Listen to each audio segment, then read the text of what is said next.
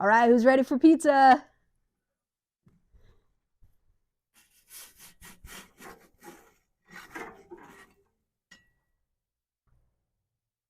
Oh,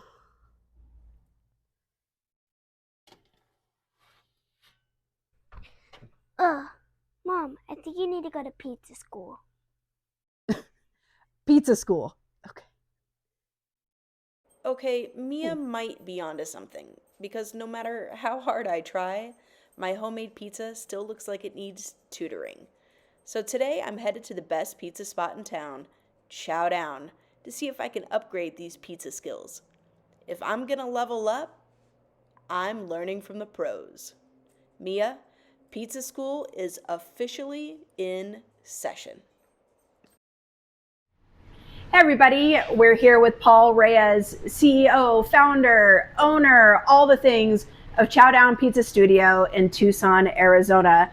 I have known Paul for, I don't know, like 20 years. It's got to be at probably. least 2 decades. Right? A long time. We were just babies back then.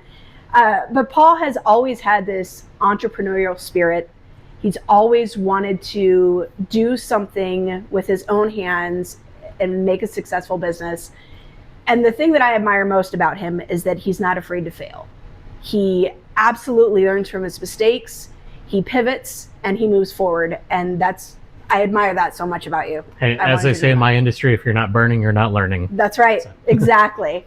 So after my pizza fail, I knew I needed expert advice. I came to Paul. He's going to teach us how to make the best at-home pizza.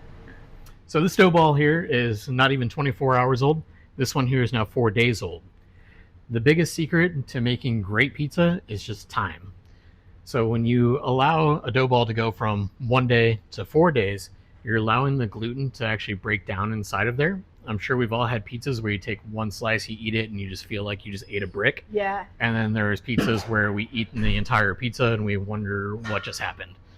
And we still feel great about it. That's because the gluten actually had time to break down inside the dough over that amount of time. So if you're going to be making pizzas at home, the best way, if you're going to be making your own dough, is to know 4 days in advance that you're going to make it. Okay. I don't know about you. I don't know what I'm having for dinner tonight. Yeah, okay. So another alternative that you can do is go to your local pizzeria, go to your local baker, or even just swing into the grocery store and just see if they have any dough, pre-made dough. Whole Foods is another great spot for that, where you can go get dough that's been aged a little while and is going to make for a much better pizza experience at home. Okay. All right. That sounds good to me. All right. So first of all, I can show you some of the common mistakes that home chefs tend to make when they're making pizzas at home for the first time. Number one is having too wet of dough. If you have this dough and you're trying to stretch this out, you're going to constantly just be kind of pulling at it. Your biggest friend in this is flour. So, flour, everyone tends to go a little bit too lightly. With flour, you want to get it all in there. You want to get rid of any wet spots. As we start to work this, everything it doesn't need is going to fall off, and you're going to be left with the perfect dough ball. So you can feel that wetness, you can feel that stickiness. Yeah. That's going to have problems later on down the line as we continue making our pizzas. So pop it first in. thing we want to do is flour that baby up. All right. Your index fingers behind, thumbs in front, and you want to just start shaping a nice crust, and you're just going to keep walking it around there. Next thing we want to do is we're going to get all 4 of our fingers there, tuck our thumbs in, and we're just going to start pretending that we're a cat. So we're just going to sit here and we're going to make biscuits, as we like to call it. Okay. We also want to push out any air bubbles that may form. This is another important step in the pizza making process, is getting rid of these air bubbles. What will happen is when it's in the oven, those air bubbles will get that hot air in it. It'll rise and it'll push all your toppings off to the side, and you'll just end up with one dry spot in the middle there. At this stage, we're going to flip it over, and we're going to do the same exact thing, searching for air bubbles and just pushing down to start. Let this thing take shape. Flip it back over. Perfect. At this stage, we're going to want to have a little bit extra flour here. We're going to start stretching. So what we're going to do is actually have our pinkies right up against the crust. Okay. Pinkies all the way down into the palm of your hand. And we're going to put our fingers at the top here all around. but it's going to be our pinkies that are going to be stretching everything out there. Okay. And we're just going to kind of do this motion, Mr. Miyagi style. I'm just going to be stretching just like this. I'm not so good at this. Okay. Give me some flour. Okay. All right, now go ahead and toss it up in the air, Amber.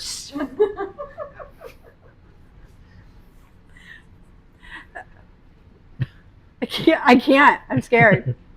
Toss it up in the air. Plenty of dough. Boom! Look at that.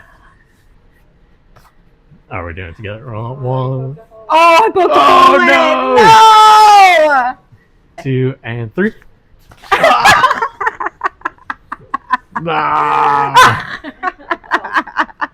It was actually kind of starting to look more like a pizza, and then it, you know. So now we're making breadsticks. Ah, good. Okay, excellent. Redemption arc starts now. At this point, you hit the pro level. This is where you can start giving it some tosses. Oh my gosh. Okay. Look at you. You got it.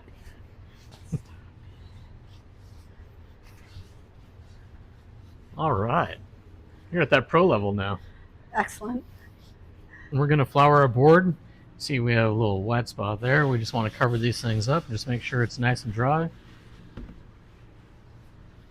Like in the Sonoran Desert.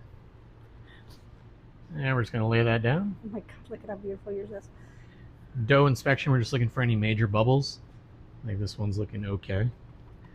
Any bubbles, we just want to pinch them. Now, one of the most common things that's going to happen with your dough is you're going to end up with little dough tears. Before we sauce this, we want to make sure that we fix any holes that are inside of our dough. Okay. If I just put sauce on this, that sauce is going to go right under there. We're never going to be able to get this thing back off the table or your peel. So for that, we just give it a little pinch, a little fold over, and we just seal it there. Everyone's played with Play-Doh.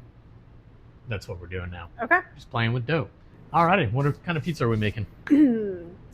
I think I want to make like a Hawaiian. Oh, we want fighting in the comments. I mean, if you're not stirring it up in the comments, what are we even doing this for? All right. Yes, I want pineapple on my pie. Let's break the internet. Okay. We'll start with our red sauce.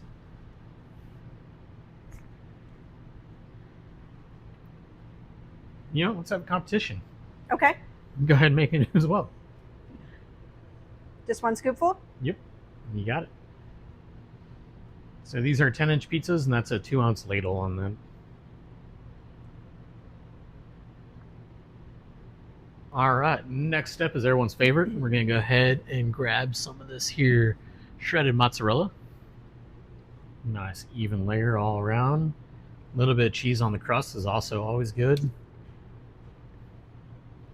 Now, I know everyone at home loves cheese, and it's very easy to fill these pizzas up with a ton of cheese, but we do still want to be able to see the sauce, because the moisture from that sauce, once it goes in the oven, if it just has a cheese dome over it, you're going to get that gummy crust going on there. Definitely. Okay. Whereas if that steam is allowed to escape, we're just going to end up with a nice, perfect pizza. Okay. Now, I will say when it comes to this controversy that it is perfectly acceptable to use fresh cut pineapple. Okay. Anything out of a can, it's just not the same. Let's Okay. use quality ingredients. If we're taking the time to make pizza, let's take the time to dice up a fresh pineapple. If you don't have a pineapple tree at home, store-bought is okay. For those of you without a pineapple tree, I don't know who you are, but yeah. Do pineapples even grow on trees? It's like a plant, Have you been to Hawaii and seen the I pineapple haven't. plants? Oh, it's cool. Obviously, I haven't been. I thought pineapples grow on a tree. Go on. There's pick a there's fresh- like fields of them, of these pineapple plants. It's pretty amazing. Okay. Alrighty, and probably the most important step, we need to add our bacon on here. Got it. Now, unlike cheese, feel free to put as much bacon as you'd like. Oh my gosh, yes. It's going to get crispy. It's going to get delicious. It brings the whole pizza together. And honestly, is there such thing as too much bacon? No. I don't know her. Boom, last piece. We're just going to add that olive oil on there. Get us a really nice cooked crispy crust there.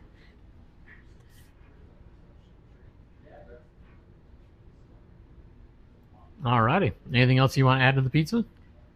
Should we do some more of that Parmesan? It'd be rude not to. Yeah. Got some right here for you.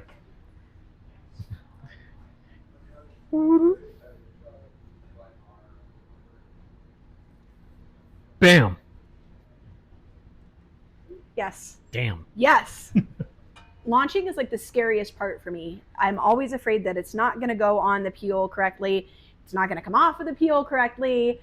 I'm going to burn it. So I'm going to ask for any tips you've got. So the best thing here is to make sure you have a dry peel. And then also we made sure earlier that our board was dry. Right. So once we have our dry checks, this should go nice and smooth. Okay. So we're just going to get right underneath there. And then we're just going to push in. Professional. Pull it back just a little bit and push in again. If you're sliding, it's going to come off nice and easy on that stone. If you have some stickiness to this, it is perfectly safe to lift this dough up, add a little bit of flour underneath there. But I think we're ready for a launch. All right, go ahead and give it a shot. All right. Nope. Come back. Hey! She's a professional. All right. Now I just have to do that in reverse over here.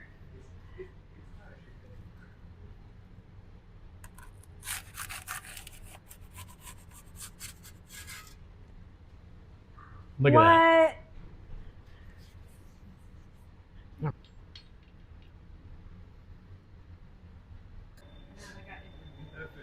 Comes your perfect pizza.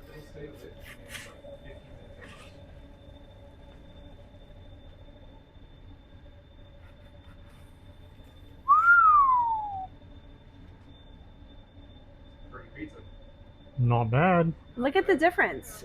Mine's like drowning in the cheese. Did I do too much cheese? So if we're looking at this, part of it's going to be, number one, just your crust formation. Okay. So the crust is always going to rise, so your ingredients are going to push to the middle.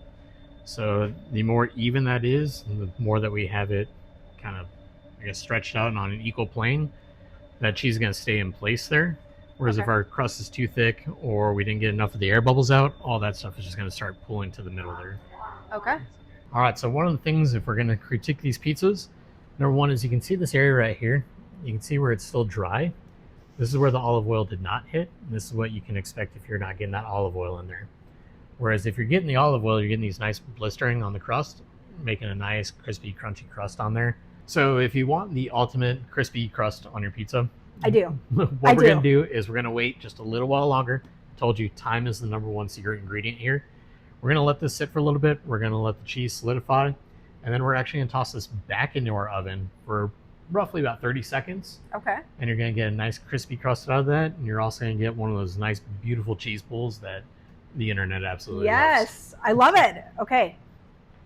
You can feel some of the moisture is trapped inside of there. Yeah. So when we're letting our pies cool, it's important to have like a cooling rack or Okay. something to let air get underneath there. Otherwise, all that steam is just going to trap inside there and you're going to end up with a nice floppy Okay. pizza. But one way to fix that is tossing it right back in the oven. It's a competition. There you go.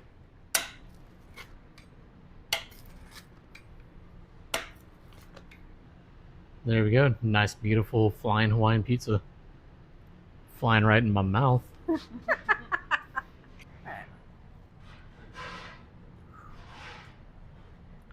Well, looks like we made another one.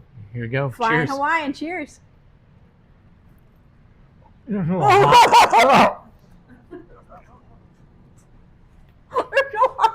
Okay, we're all right. We'll be fine.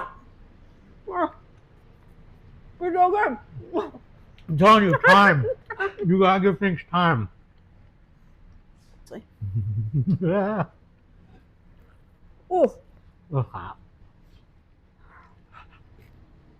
very good.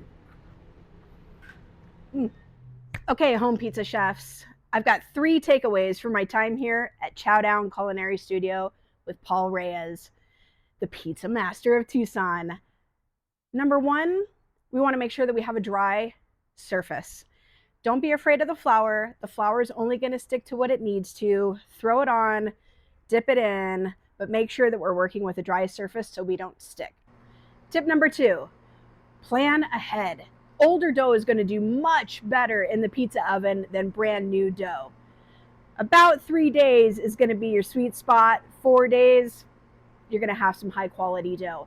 If you don't have time to plan ahead, get dough from your local pizza place or the store. Tip number 3, high quality ingredients make all the difference.